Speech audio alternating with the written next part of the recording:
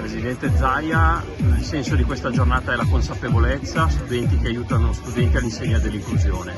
Sì, non solo l'integrazione, diciamo, in un paio di giorni per lo sport, ma la consapevolezza, cioè parlare ai ragazzi, diciamo, che sono più fortunati e spiegare che il 3,8% dei nostri studenti è portatore di disabilità. Vuol dire che noi su 558.000 ragazzi nelle scuole abbiamo almeno 21.600 ragazzi che portano una forma di disabilità intellettiva piuttosto che fisica o genetica. Detto questo, io penso che questa sia una missione non solo da portare nelle scuole tra i ragazzi, ma anche tra gli adulti e tutta la comunità. Devo anche dire che il Veneto ha una persona ogni 5 che fa volontariato e molti di questi volontari, di queste associazioni, si occupano proprio di questo comparto. Direi che anche questa iniziativa della Fondazione Brombal, di questi imprenditori che hanno voluto, diciamo, donare, diciamo, parte, diciamo, dei loro guadagni alla comunità, è un bel segnale anche per tutta la comunità e per tutti gli altri imprenditori e le famiglie. Diciamo, io ci vengo tutti gli anni e devo dire veramente lodevole l'iniziativa.